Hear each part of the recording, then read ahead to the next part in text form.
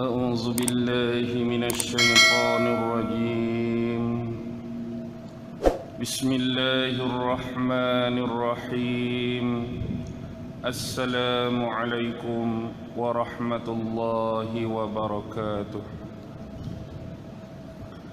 الحمد لله الحمد لله الحمد لله الحمد لله رب العالمين، وبه نستعين على أمور الدنيا والدين، والصلاة والسلام على أشرف الأنبياء والمرسلين وعلى آله وصحبه أجمعين. سبحانك لا علم لنا إلا ما علمتنا إنك أنت العليم الحكيم. قال رب اشرح لي صدري ويسر لي أمري واحلل عقدة من لساني يفقه قولي. اللهم يسر ولا تعسر، اللهم يسر ولا تعسر، اللهم يسر ولا تعسر. اللهم صل على سيدنا محمد وعلى آله وصحبه وسلم.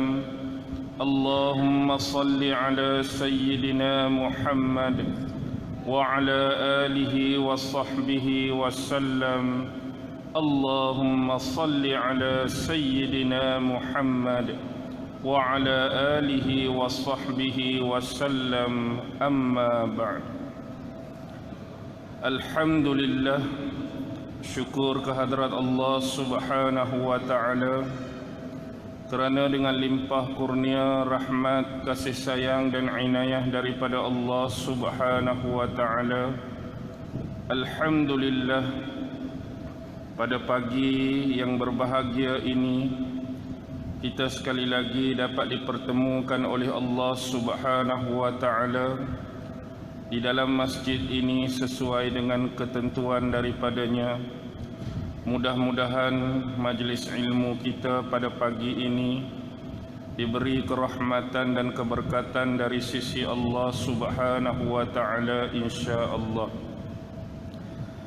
Tuan-tuan, puan-puan, hadirin hadirat, muslimin muslimat sekalian, apa yang ingin saya bincangkan, apa yang ingin saya kongsikan pada pagi ini ialah mengembalikan semula kita kepada sumber yang paling asal, iaitu Al-Quranul Karim, kalam-kalam Allah, firman-firman dan wahyu yang pernah diturunkan kepada Nabi dan Rasul yang terakhir Muhammad sallallahu alaihi wasallam. Kenapa kita perlu mengingatkan kembali kepada perkara ini?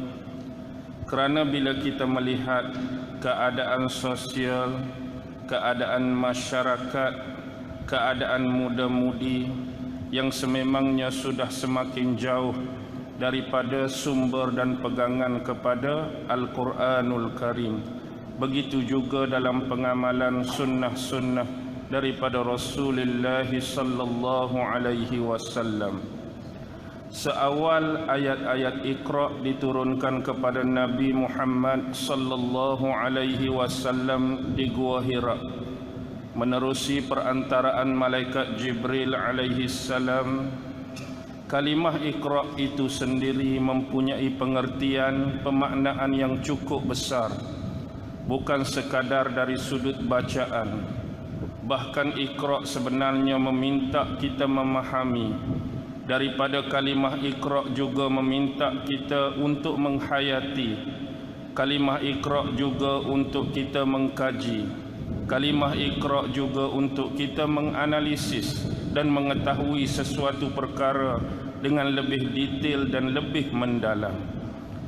Apapun sebenarnya simple, ringkas daripada pemaknaan ini dari Al-Quranul Karim, Allah hanya minta kepada kita dua perkara, dua benda.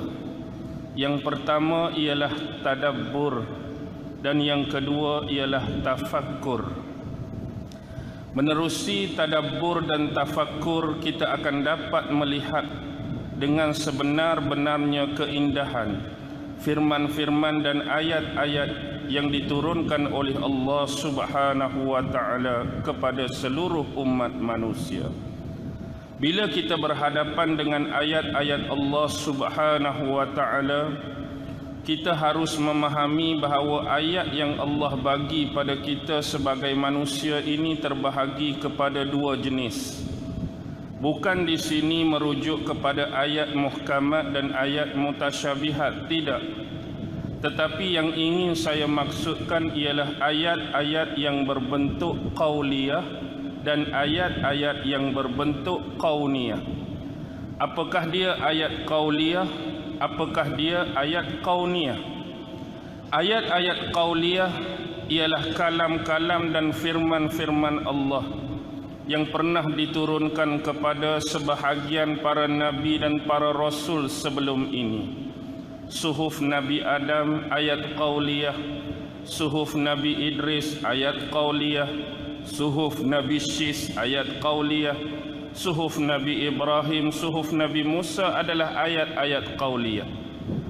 Begitu juga dengan Taurat Musa, begitu juga dengan Zabur Daud, begitu juga dengan Injil Isa, dan tak terkecuali yang terakhir, Al-Quran yang diturunkan kepada Nabi Muhammad adalah ayat-ayat qauliyah, yang di sana berisi firman-firman yang sememangnya jelas dan benar daripada Allah Subhanahu wa taala. Manakala ayat-ayat qauniyah ialah tentang penciptaan alam semesta yang luas dan besar ini. Allah juga minta kita melihat dan membaca alam semesta, yang mana di alam ini Allah telah menjadikan kejadian langit dan kejadian di bumi. Dan di antara kedua-duanya, maksudnya di antara celah langit dan di celah bumi juga ada makhluk-makhluk yang dijadikan dan diciptakan oleh Allah. Bila sebut langit, langit itu besar, langit itu luas, pelbagai spesies dan variasi makhluk yang dijadikan oleh Allah. Begitu juga bila kita menyebut bumi, bumi itu luas, ada macam-macam spesies kejadian dan makhluk-makhluk yang dijadikan oleh Allah. Ini semua menuntut kita untuk membaca ayat-ayat dalam bentuk ini, merenung dan bertafakur kepada kejadian dan ciptaan Allah. Baik, bila kita sebut ayat qauliyah dan bila kita sebut ayat qauniyah, ayat qauliyah pernah digambarkan oleh Allah Subhanahu wa taala di dalam surah Muhammad ayat yang ke-24. Afala yatadabbaruna al-Qur'an am ala qulubin akfaluha. Apakah kamu tidak mentadabburkan ayat-ayat Al-Quran? Ini seolah-olah ataupun persis pertanyaan. Adakah kamu tidak mentadabburkan ayat-ayat Allah? Adakah kamu tidak membaca ayat-ayat Al-Quran? Am ala qulubin akfaluha, ataupun sememangnya hati-hati kamu sudah dikunci mati, ataupun hati-hati kamu sudah dikunci rapat oleh Allah Subhanahu wa taala.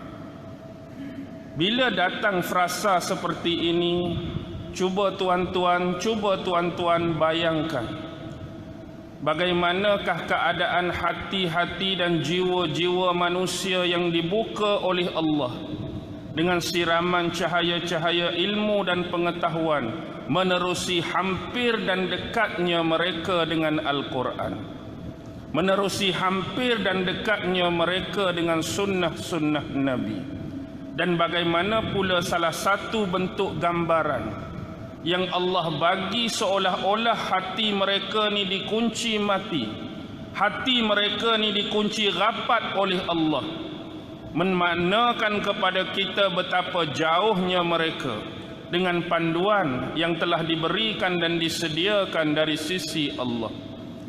Tuan-tuan dan puan-puan, hari ini kita sedia maklum, bukan tuju kepada sesiapa, tapi bagi saya yang bercakap, kita tahu dan kita sedar bahawa kita ni adalah insan, makhluk yang serba-serbi dikelilingi oleh kelemahan, kekurangan. Dan dalam kelemahan dan kekurangan tersebut, sama ada dari sudut akidahnya, sama ada dari sudut keimanannya, sama ada dari sudut amalan dan ibadat-ibadat lain, kita sedar kita ada kekurangan, kelemahan dan kelompangan di mana-mana.